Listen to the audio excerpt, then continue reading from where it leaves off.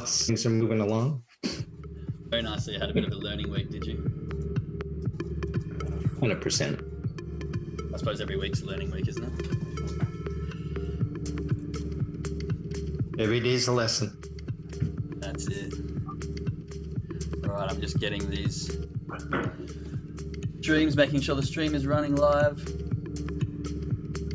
And we'll get going in a second there.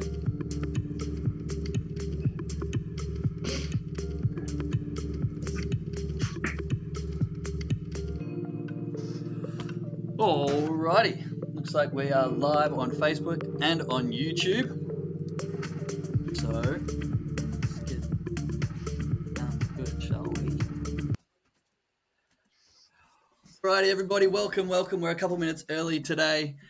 We are live here for episode 10 of the Success Shift, and I'm very, very excited to be with my guest today, Mr. Phil Taneda. He has been an inspiration to me and many, many others.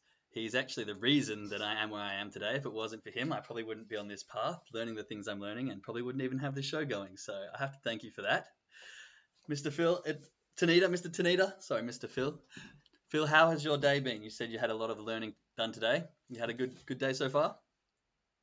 Yes. My regular routine is up at 5:30 a.m. my time on the west coast of Canada, and prepare my mind for trading. Start to scope the markets out at 6 a.m. and 6:30 we're on it, and trade for an hour or two, maybe an hour and a half, maybe two, and close my computer and done for the day. And that's my morning routine in my first couple of hours.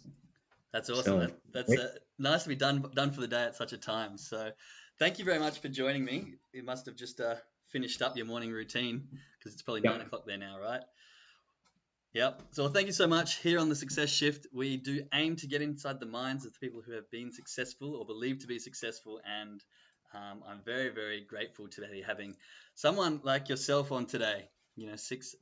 What I believe to be the dream, six-figure big businessman working from home and from your phone, traveling all around the world. It must have been a bit of a journey to get where you are today. Do you want to tell us a little bit about your story sort of before you sort of got to the position where you are today, maybe before you sort of found this online venture? Yeah, absolutely. 100%. I was in my conscience, I was working and doing what I knew. That those were the fences built around me. Get a good education, get a good job. Well, good education for me was barely getting out of high school, and and so academia wasn't me. But having fun and inviting all my friends to the party and having a good time and skiing and riding motorcycles and doing all the great things that was fun for me. Just is how I kind of lived my life. And then I thought, well, this working for a living, going 8 hours a day and being told when to have lunch and when to take a break, and when I had to show up and when I had to leave, that whole regimen kind of made me think, what am I doing with myself? So I decided to go into business for myself. Now, I knew nothing about business. I just didn't know. I just knew that I could work for somebody. And so I owned my first business at 21 years old, and I owned a auto body shop, detail shop. Nice. And so I went through the whole apprenticeship program, and through that, learning how to learn a skill set with your hands. Somebody would show you how to do it. You would go to school for a certain period of time and get the academics under you, and then you'd go apply that knowledge. And that's what I learned at a reasonably early age. I call 21 an early age. But I had no idea how to run a business. Like, I had no idea. I had great customers and I was a friendly guy and everything, but those little back things where, you hire people out and stuff like that. And all that was foreign to me. And I learned as I walked along the path. And so that path kind of rumbled along, and a few potholes here and there, a few bumps in the road and so on. And I realized that I again hit a level where it was being self-employed really just created my own job. And the second thing that I had to learn was how to scale out. Yeah. And then what brought me to this was, I own a factory and I have employees, and I make custom hardwood floors, et cetera, et cetera. But in that experience, it was, if I wasn't applying myself, then the business wouldn't run. And Yeah, right. so again, another level of scale. And to answer your question, pardon me, I have a bit of a dry throat, so I'll take a drink of water once in a while. Yeah, no But worries. but what brought me to this point, to answer your question, is that um, I realized that I was in a hamster wheel, just a bigger one, going around and around. Yeah. And I hadn't created a residual income. And I recognized that as my parents got older, I watched them, and what I recognized was they didn't have cash flow. They didn't have a residual income. And I asked my mother, who's still alive now at 88, I said, "Who taught you about money?" Yep. And at the end of the day, her father certainly didn't. He was a Christian minister, Okay. and so they lived poor because their mindset was poor, and that's how they lived. And so what brought me to this was that I recognized the potential where a customer could win and a marketer could win. Both people could be on the same side of the winning fence. And usually in a scenario, you have a winner and a loser, and that's how we're raised, and we know somebody wins, somebody loses, Yeah. right? But in this particular company, it's set up so that everybody can win, and that I recognize that, and that really attracted me to this particular company, That's a good business model. because like so in my model, in my team, about 83 to 84 or 5% of all of my members are customers, just regular customers. And Yep. of those people, we have a tremendous amount of winners, and using the products and doing some unbelievable numbers now. Through compliance of our company, they want to stay well above and take the high road, so we don't share those kinds of numbers. But they're pretty Pretty astounding, actually. impressive. Yeah. Yeah, no, it's interesting what you said there. Going back to how you said your mother grew up poor because her mindset was poor. Like you sort of get stuck in that loop of what you know because you're taught by the people above you. And if your mindset is of a poor family, then it's really hard to sort of break out of that. And I think it's really important that if you want to have that shift to a successful career or successful, I suppose, financial literacy, then you have to do a lot in the mindset to change that. What would you say your journey through the things you know in your mind and what you've been teaching yourself through mindset stuff, how's that come along? How have you changed in that aspect from a 21-year-old auto shop, business owner to now a sort of financially free business owner from home? Yeah, that's a great question. And you know what I recognized, a lot of what happens is, to explain it, is environment. So, as a kid, you don't know any better, Mm, because you trust that your parents are giving you the best that they can, and that's what they do. They give you the best advice that they can. yeah, But if you were to look at that,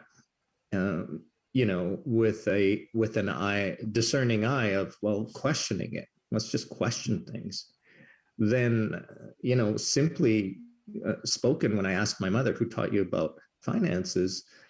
and really, she had didn't know anything about finance. Nothing. I mean, really nothing.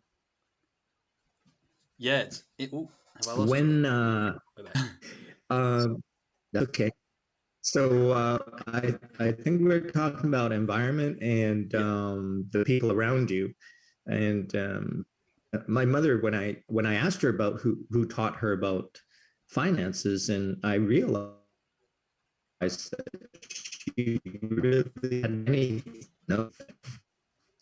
So as well. And that transfers over to the people you surround yourself as well. So I recognize, to answer your question, I recognize that, I needed to be around better people. I needed to be around people who were wanting more out of life. And success, is not just a number. Success is what your fulfillment is Yep. living in your purpose.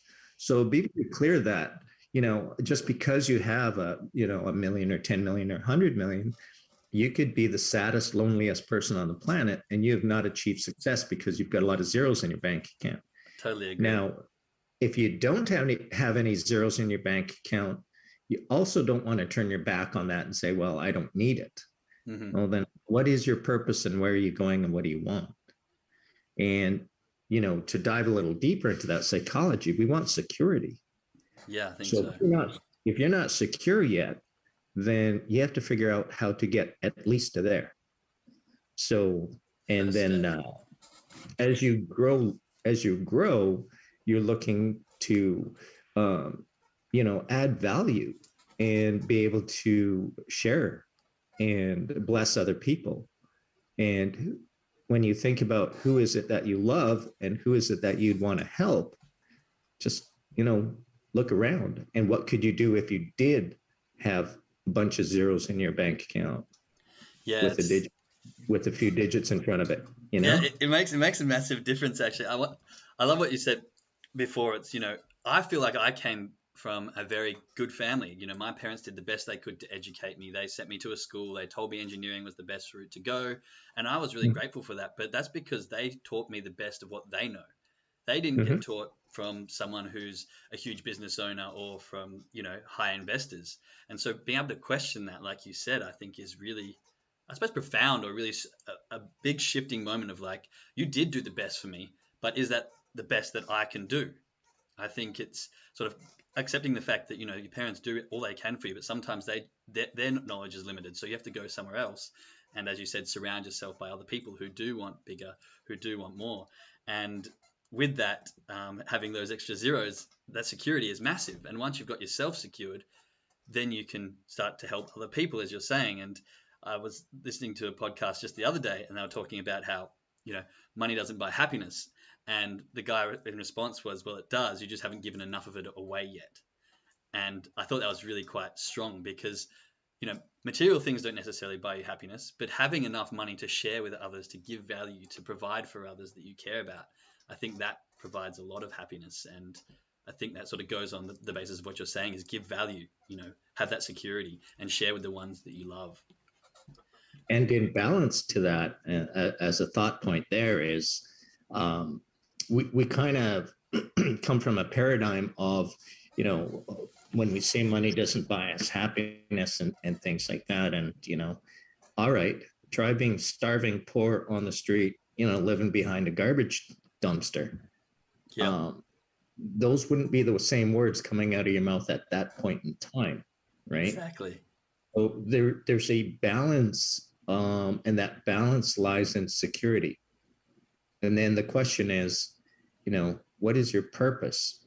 And we all think about that question, what is our purpose? And you go, oh man, like, Yeah, I don't know, right?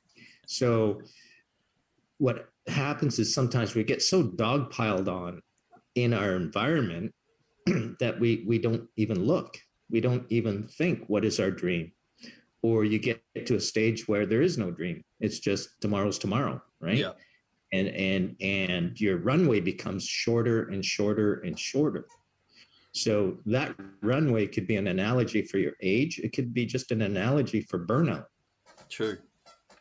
So when you start something, you're excited about it, and all of your energy is spent in that first moments of excitement and what it is you're going to take on. That's when, the blessing starts to arrive, where it's exciting and you're alive Yeah. and you got lots of runway. Have you found on your journey, so as you grow, as you develop your mindset, as you sort of branch out into this new person that maybe your identity is shifting, would you say that your purpose shifts as well? The more you grow and the more you learn? Yeah, I would use a different word Yep, from shifting, because you can shift sideways or you can shift backwards. And those aren't great directions. that's true. So you think about it in terms of growth. Hmm. So growth is probably a more powerful word and more fundamental word to think about and use instead of shifting, because we're always moving. Oh, if your feet aren't moving, you're standing still. Yep. So a tree never stops. It just grows to its max as it never decides, oh, okay, I'm going to only grow to this tall. No, it takes in the sunshine and the energy and the nutrients and the rain and just grows Keeps as big as growing. it can, right? Yeah. So that's nature, and we tend to go against nature and say, well, I don't have to. Let's just turn on Netflix, right? So are Yeah. you growing, right? So um, when you start to question and think about what it is and how it is you can live in your purpose, or what is your purpose, or we need more joy and happiness in the world, in case you haven't noticed over the last couple of years. So Yep. and I started to observe how that was affecting people and my friends and people around me. So, oddly enough, those guys I don't spend a lot of time with, or I'll simply in language cut them off and say, hey, you know what? What did you do today? That was so great. What did you see out there? Did you see that sunrise or sunset? Or did you see, how beautiful that is? And then when you use the word shift, it's somebody else that's starting to open up and see things that are maybe more positive than they're pulling you in this whirlpool of all the negative bad news, right? Yeah, I've that's it. watched. Think of turning off the news and looking at the little things that like the sunsets and the sunrise. I can't remember where I heard it, but they were talking about um, all the effects that just watching a sunrise and sunset can have on both a chemical and physical aspect. And it's so simple to do, yet we hardly ever do it. I mean, you go outside and for 10, 15 minutes, you can watch this beautiful sunset, but we'd never make the time for that. But yet we'll watch, 2 hours of Netflix. And it is those small things that bring that positive energy and that good vibrations into us that really have a huge, huge difference on our life. Wish I could remember the facts that they were talking about, but just watching the sunset for that 10 minutes or the sunrise, each day will have a compounding effect in your life that is just amazing for your health and balance. So I love that you're bringing that attention to people and just being like, did you watch the sunset? It's like, hang on, I haven't done that in a while. Maybe I'll go watch it today. Maybe I'll get outside and get some sun on me. If they didn't watch it, they certainly thought about it, because Yeah, everybody has seen a sunset. that's it. So our mind can work in a millisecond. So from that, just I'll take it just a little bit deeper. Please do. Is when when you ask somebody that, and you're trying to share something positive or that lifts them up, they they will, their mind will go through the and say, "Oh, I see the sun." It won't go stop. It'll go part of the world on holiday, right? So, your mind can kind of shift through the library. No, I didn't see the sunset, but I've seen one before. I remember one before, and Yeah. that is instantly in your mind. And what happens instantly? If it made you feel good, you'll feel good. You'll have that recognition with that feeling. I think it was Dr. Joe Dispenza says that, I can't remember if it's exactly him, but he talks about how even visualizing an action can like trick your mind into having the same sort of reaction in chemically within the body. And so your mind or your subconscious mind doesn't know between whether you're actually seeing one or whether you're imagining one. So having that trigger in your brain and having that thought process can actually bring those happy endorphins and those happy feelings in a chemical aspect into the body, which I think is very powerful to do on a regular basis. Yes, and that is coming more and more into our reality as we start to shift into subjects like the metaverse and augmented realities. This is where this is going, because people are starting to understand how the brain functions. Now, keep in mind that, you always have to think, well, you don't, but I encourage you to, is to, put the word benevolent in front of, any actions that you feel you're having an advantage over. So, Benevolent.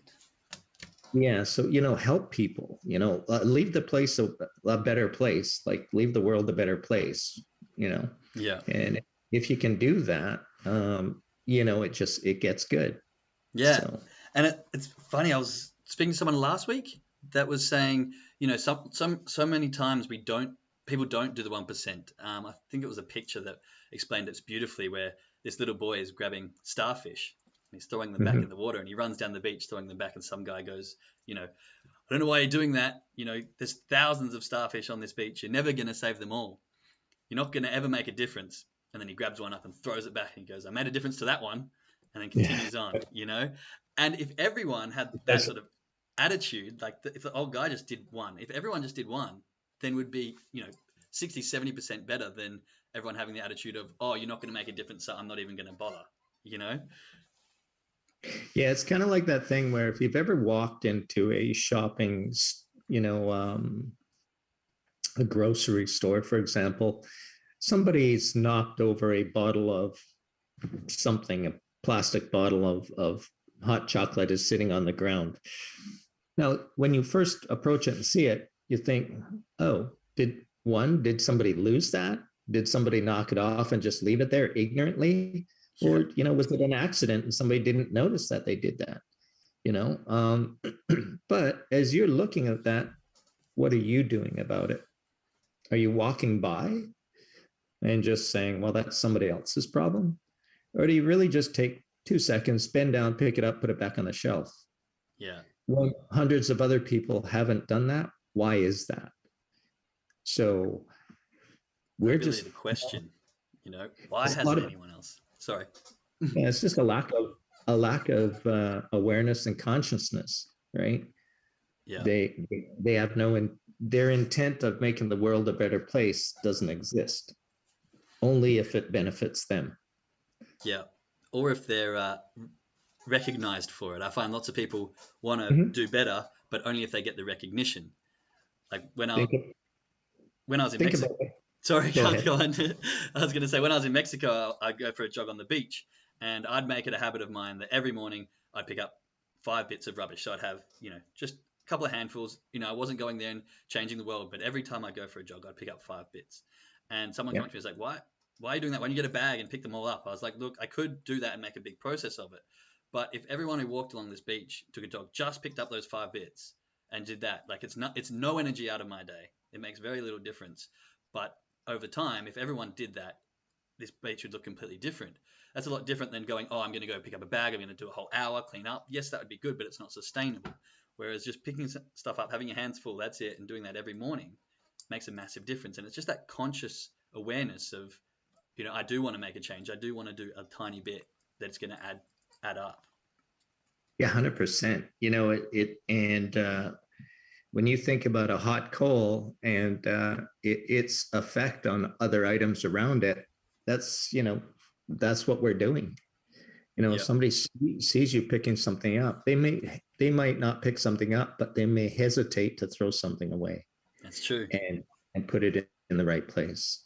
So those things are important. There was a thought I want to go back on just a few seconds ago. You're talking about people not doing something, but only if they get something out of it, like a praise or somebody, says great Recognition, job yeah. and so recognition. But think about where that came from. That came from when you're a child and you did something, and mommy and daddy said, "Way to go!" Yeah, And true, true. they praised you for doing something, right? And so of course, that's the way most people think if they had parents that did that. So, environmentally, yeah, we're just programmed and conditioned to that. So it's getting outside the matrix and kind of uh, imagining what we can do and looking for things that are going to add growth, Well, that's it. compound. Yeah. Questioning the norm, and as you said, like using our imagination, because we're only limited by our imagination or our beliefs of what we can do.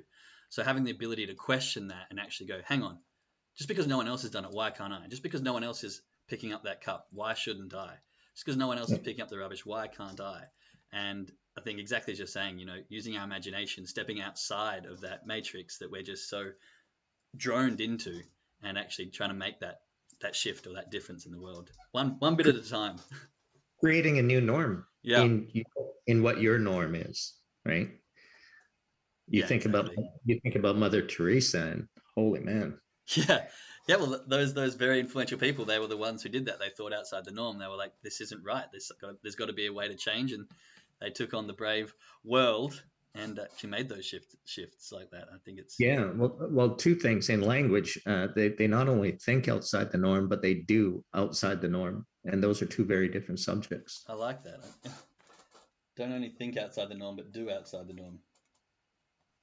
Sorry, just taking my notes. No worries. Always getting some nice wisdom from the sensei. So I want to touch on a little bit. Obviously, getting to this place wasn't a cakewalk.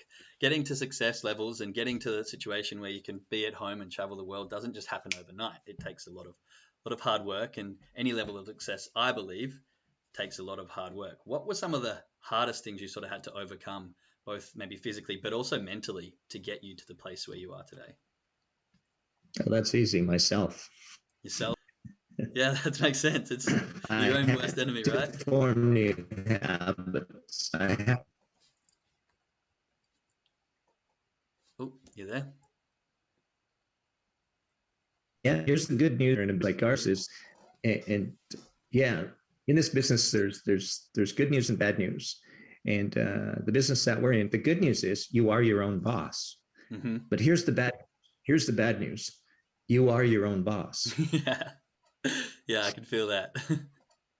Yeah, and so what does that mean? That means that it's easy to do. It's just as hard, just as easy, pardon me, not to do. Not to do, yeah. Right. So, to answer your question, it was more about understanding the word you used earlier on compounding, in that 1% growth or 0.5% growth or 0.1% growth every day. And once you kind of grow, you just see a new sunset from a higher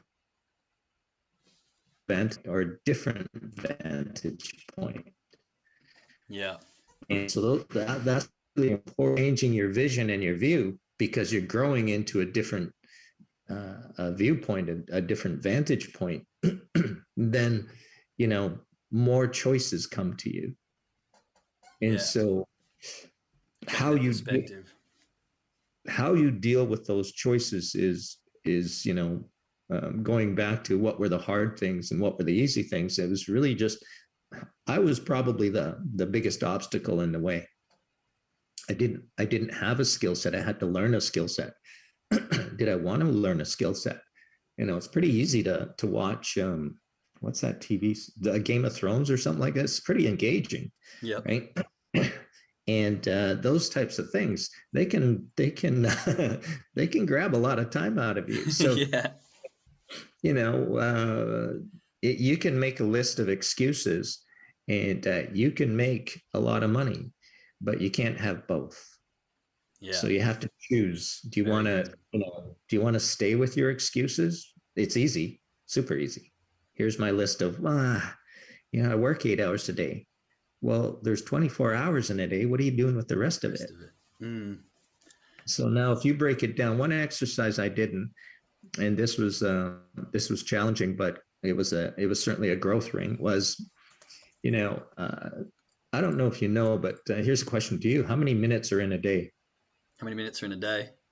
Is it 76,000 or something? Oh, no, it's seconds I was thinking of. 1,440 minutes in and oh. Sorry, can you say that again? So you there? Yeah, it just so a little bit, sorry. Yeah.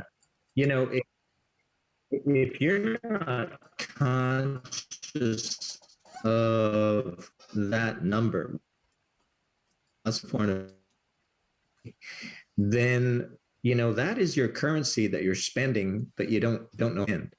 So time is your valuable currency. And it's critical to understand what you're doing with that time. And that's a huge thing to solve when you're starting to think about business is what are you doing with your time? And once you start to, a super easy exercise is to mark your time in one day. It's just an exercise for a day. You can do it for 2 or 3, but every 15 minutes, write down what you accomplished in your last 15 minutes. Now, as you have momentum, that might be more relevant. So as you have never thought about something like this, write it down in, what you did in the last half hour, or if you're just perfectly brand new, what you did in the last hour. Piece of paper, book, write down, here's what I accomplished in the last hour. Mm-hmm. You'll probably have enough notes for a few hours in the day time. And then the other question is, well, what could I be doing with my time? And then once you answer that question in terms of what you want to do with your time, then you'll start to, move in the right direction and start to grow.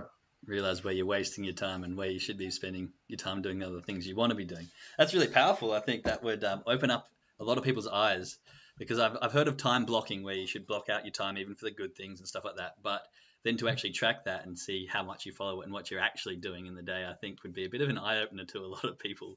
I know I went through phases where I thought I was doing a lot, and I realized I was doing a lot of things, but only maybe 2% of that was productive, things that I actually should have been doing. And it takes a while to realize that you're spending your time doing a lot of things that maybe aren't the most productive for your business or for your growth. I have a saying on my whiteboard here, front and center, that I look at every day, and it says, do not confuse effort with results. Do not confuse effort with results. I like that, because it's true. You think sometimes you're working so hard, you're not getting any results. And they're definitely not the same. That's very interesting. I think I'm gonna have to write that up on my wall as well and keep it somewhere in focus, because I think often, like I said, we do have those times where like we're working all these things, but we're not working on the right things, and we're not putting our attention and focus fully onto the things we need to be doing to be moving our business forward or to be moving our goals forward. And I think if we can focus on that, it's going to make a bit of a difference. So that's definitely going to be my takeaway to move forward into the next month. Or the process could be to discover what moves your business forward.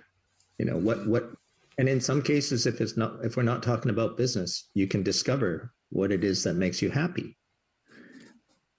Happy is also a very important part of success. You don't have to be miserable, lonely, and nasty to other people to be successful. That's kind of the opposite, right? Yeah, that's it. That's the misconception of rich people who are always so grumpy and miserable and nasty, but it does not have to be that way, I think. No. You look at truly, like I was at a birthday party for a 4-year-old niece's daughter. Mm-hmm. And, I observed success everywhere. Now, these were people that had jobs installing hot tubs or working labor and construction. And, I said to this one guy, actually the father, and I said, man, I really praised him on his success of being a great father. Mm-hmm. And this was a guy who had spent significant time in prison. Oh, wow. Yeah. So, we really, he just sent me a message less than, 10 minutes ago, 3 minutes prior to getting on this podcast. He just, for the first time ever, just reached out to me and sent me a message. Oh, wow. And so that was kind of interesting. So, when you connect with people, and, it's interesting that this fellow sent me a message and said, would you help me with something? He wants to know a bit more about cryptocurrencies. Yep. And so, so of course I'm going to help him. That's awesome. somebody like that who doesn't have a lot of social skills, doesn't talk to people, like he barely said 10 words. But I was watching him, and to tell him that he was a great father, uh, it, you know, But that first brought time some I seen pride. first time I seen him smile the whole evening. Oh, nice. That's awesome. And I love when you have those moments where you say something that just generally comes from your heart and you just Yeah. a genuine compliment or statement, and you can see when it really touches someone. And it's just like, wow, that means so much. Because what is the stat that people only get praised for like 15 minutes in their lifetime or something? It's ridiculous. People aren't used to being complimented and being appraised. And when they do get a genuine one, I think it can really, really hit people hard. And it's a great thing to share, a great thing to give to people as well. That feeling of, wow, someone truly recognized it, and it makes me feel amazing. I think at the very Each of us least, have the same, pardon? each of us have the same amount of time in the day, 1,440 minutes. Yep. Out of those 1,440 minutes in a day, how many of those minutes did you take to compliment somebody? Yeah. Even if you're just going to the grocery store and that person's working their butt off, can you imagine standing there putting items through and ringing it in Used to eight do hours a day, like that. tens of thousands of items? Like, what does your hands and wrists feel like? Like, what is how numb is your mind from doing that repetition day after day, sometimes year after year, Yep. sometimes decade after decade? So that person needs a compliment. Person needs recognition because their boss certainly isn't doing it. Their boss is just glad that somebody's willing to do that for that amount of money. Yeah, it really puts it in perspective, doesn't it, when you run the numbers like that? And what is it, 1 minute out of your day, 30 seconds? That could make their whole day. And if they got that every day, then they're going to be able to stay in that job a lot longer than if they weren't getting it. And it's such a small part out of our day, making such a big difference in someone else's day. And often that can Cost sort of, cost you nothing. yeah, it's completely free. And often it cascades as well, because they might go home in a good mood to their partner who's at home. And guess what happened to me today? All their positive energy and vibrations onto the next person. And then that helps, helping a person sort of second to the person you directly helped. So I think it's really Hot important. coal. Yeah, that's it. The hot call. There you go.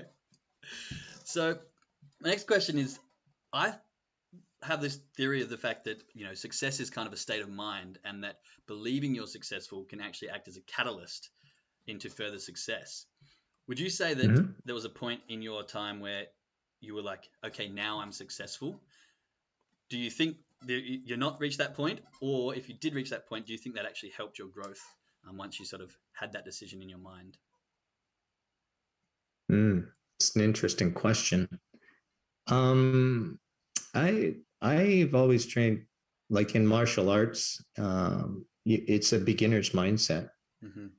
So everything comes from a beginner's mindset. That's why you're still reaching for knowledge.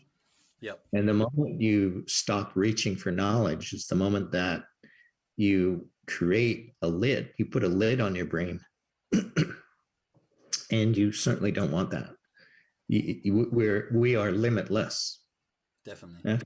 I actually have that written down there. So, we are limitless. And if you're going to be limitless, then uh, I don't have things where I think of this is a finish line. Like you said, is there a moment when you said, okay, you're successful and whatever? No, no. There's a point when you can recognize a bit of security. Hmm. But if you let complacency leak in, you're done. You're going backwards for sure. I see. And I see. it can be slow or it can be very quick. And you see it with you see it with people that shoot very quickly, and they become overnight sensations. And then what happens when they fall out of the sky? They just got complacent, right? Yeah, right. I suppose like they say on the charts, the fast moves are the false moves. If you get moving up fast, you're crashing down fast. But the slow, gradual moves, staying within the Compounding. yeah, that's it. Back to that compounding, exactly. So, lastly, before we get into my final two questions, because I've always got final two questions, but did you have a time limit for sort of where you were at, where you wanted to get to now? Did you say, okay, by this time I want to be here? or did you just sort of let the Yes. process take its? Yes, okay, there you go. Because the reason I ask this question is because sometimes I feel for some people um, that added stress can make them flustered and frustrated, and they end up not making their final mark and then getting all frazzled and falling apart. Whereas some people just fall in love with the process and they just keep going, and then eventually they get to this level. So Yeah, I think of those, and look, I'm not a guru or anything like that. I'm answering the question from a personal perspective because that's the way my brain thinks. of course, So, if I'm in a race and I've got so much time to get there, then my brain goes into fright or flight, right? So mm-hmm. fight or flight or whatever it's called. I Yeah, think it's fight or flight, fight or flight. Yeah, right? So, if I'm getting close to that moment where I've got to write a test, what am I going to do? And what do most people do? They study like crazy the night before. that guilty of that. Yeah, Now, could they have studied a little bit a week before and actually learned it? yeah, And then a little bit, you know, 6 days before, 5, 4, 3 days before, and then gone into the test with confidence rather than viewing the test as just something we want to get to a certain mark and never have to think about it again. Right. So we have this paradigm, this contradiction actually between learning or just achieving. mm-hmm. So achieving a score on that test, but really knowing or learning the material. Yeah, And so we kind of sometimes we can run our lives like that, thinking, I've got to get to this point and so on and so forth. But it depends how you think. If you are competitive by nature, then definitely you want. And I'm very competitive. So, I've got to set a timeline. I got to look at that timeline. I got to feel that clock ticking down on me, mm-hmm. and I got to get to there. Now, if I get frustrated and whatever, then I'm asking myself the wrong questions. I'm thinking the wrong things. Interesting. So if I'm excited about getting that and I'm getting closer to it, then I know I'm thinking the right things and things are moving in the right direction and the flow is starting to happen. I see. But when it's not, that means it's an inverse pyramid. I'm at the bottom of it, not at the top of it. I'm at the bottom of it. So I got to figure my way through that. And so, growing into learning the right questions or growing into understanding what makes you tick, Mm-hmm. back to my biggest problem, is me, Yourself, right? yeah, exactly. Understanding yourself. Yeah. So, and here's a recent thing that I've done, and this might help you. I just know it helped me. Is that you look into the palm of your hand, put it right in front of your face like that, and say, "I love you." I love you. It feels weird. It feels weird, right? Now Yeah, pat yourself on the back with that, right? that's a weird. It's a weird. It does. It feels awkward. It feels strange, but yeah, it's good as well Yeah, though. yeah. You can That's. do this. I like that. I'm gonna have to. I don't think I've ever done that before in my life, but I'm gonna have to implement a few more times and see if I can give myself that pat on the back. I really, really loved what you said before, and it sort of opened my eyes up a little bit because I never looked at it this way in the terms of doing a test. Because I was at university for 8 years, and I did exactly what you said. It was like tests here, got to get the pass mark, got to get the score, and then we're on to the next thing. But taking it back a step and doing that, why don't I actually learn it rather than just achieve it? And actually having that knowledge there and asking yourself the right questions when you're feeling flustered or you're feeling rushed or you're feeling like it's getting too much, you're obviously asking the wrong questions or asking yourself to be doing the things that aren't the right thing for that task. And I think that's really, really interesting to look at it in that way because it shifts the whole perspective of your accomplishments to being a learned process rather than an achievement. The first thing we have to learn is how to unlearn. Yeah, I love that. I I think the one thing I took away from uni was it taught me how to learn. Mm-hmm. I got my engineering degree, yeah, but the one thing Yeah. I really got from it was learning how to learn. But I definitely have not learned how to unlearn. That is something that I still have not learned, which is a kind of contradictory in itself. I haven't learned how to unlearn. So,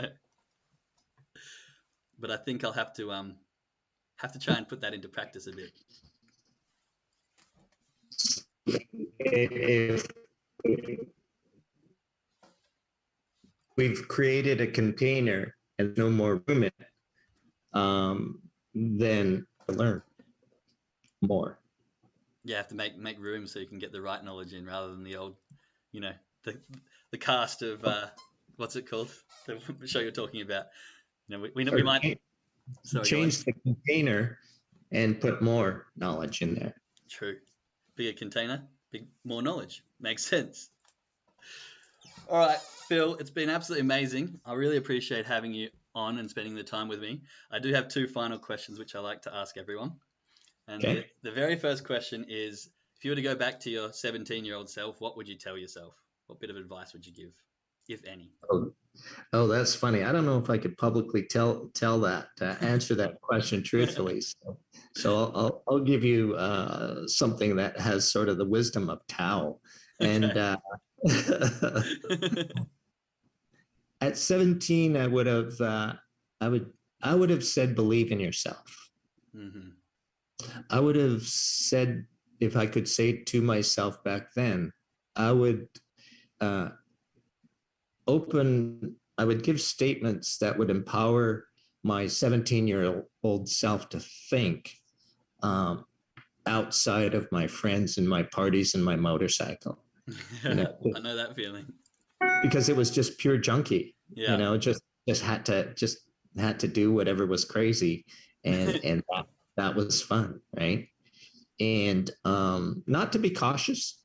That's not what I would have said. I would have told myself to think bigger. Yeah, I think that's powerful, thinking bigger, because we only know what we know at that age, and we sort of are limited by our environment, as you were saying earlier. And if we can think outside of that, then at that age, you've got a huge world that you can take advantage of. I think that's amazing. We're like the guy that won the lottery and just isn't even conscious of anything, just spends it like it's water, right? Yeah. And that's what we're like. We have all this energy, this youth, this brilliance, everything going on, and we're spending that time like water. Like it's nothing. Yeah, not realizing that it is as Like valuable as it is. That's funny. Yeah.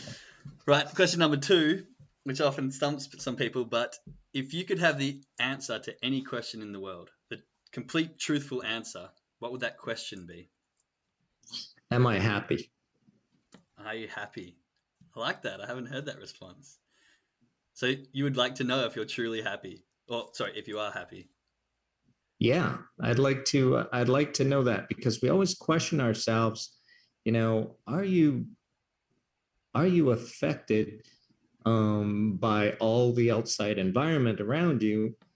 Are you in war with all the negativity? Well, then if you are at war, you're sort of in a negative state. So, to answer your question,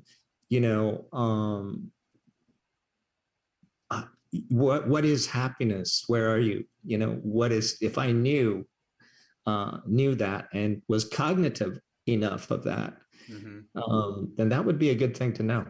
Yeah, just is this right now, this very moment, is this the happiness that is? I think it'd be an interesting concept, really knowing if that, because I think as you're saying, you kind of, it changes a little bit. Well, for me, it's like, is this happiness, or is this truly happiness, or am I just being falsified by some information I just got, or a new environment, or a new relationship? Like, what actually is happiness? That's an interesting answer. I haven't thought about that, so I like and that. you have to have both. You have to have one to recognize the other, so that you have something to understand the standard from, right? So Yin and yang. there has to be sadness to recognize happiness, and so on and so forth. But yeah, I go a little deeper with that question. I mean, I just answered it very generically, but you can I'm all get for into deepness. an hour-long conversation about that. No, I'm all for deepness. I love getting into the depth of the mind on this podcast. But I do have that theory of the heartbeat. I think I've said it on this podcast before. But our heartbeat does go put-dum, put-dum, put-dum. It is up and down. It's meant to have highs and lows. If it's always on a high and everything's happy, you're going to be flatlining. You're going to be dead. If everything's sad and low and boring and miserable, then you're going to be flatlining and you're going to be dead. We're meant to have these ups and downs so we can figure this is good compared to this bad, or this is bad compared to this. is good. That recognition. The Japanese have a word, and this is our martial arts, more martial arts, and that's my training is kyojitsu. Kyojitsu. Kyo is, the valleys and the peaks, right? Nice. So when you do an explosive motion and you make contact, that's the explosion, and from there there's a relapse. Mm-hmm. So there's an explosion and a relax, and an explosion and a relax. So that's in a generic, minor way an explanation of kyojitsu. Oh, nice. Kyojitsu. I did Shotokan karate for years. Okay. And I've been to Japan twice. I really have a lot of respect for the Japanese culture and some of those sayings and the meanings behind them. I find it really fascinating. So I'll have to, what was it again? Kyojitsu. Kyojitsu. Interesting. All right, Phil. Like peaks and valleys. Beg your pardon? Like peaks and valleys. Peaks and valleys, right. Yeah, I'll have to look into that a little bit more. Thank you very much for those wise words. All right, Phil, it's been absolutely amazing. I really, really appreciate your time and sharing your wisdom. I've got a page full of wise notes from the sensei that I can take away and try and capitalize on. It's been absolutely amazing. I hope you have a fantastic weekend, and thank you for being on episode 10. This is a show much like your automobile shop. I'm kind of just starting and trying to take action and fail forward and fail fast and grow it into something that can be. So I appreciate you giving me your time in these early days. And best of luck. Thank you. I'm looking forward to where this goes. And hopefully you have an amazing weekend, and I will be speaking to you shortly. Thank you. Happy to contribute. Have a great day. Thank you very much. You too. All right, everybody. Thanks for tuning in, and we will see you next week. Bye for now. See you, Phil. Cheers.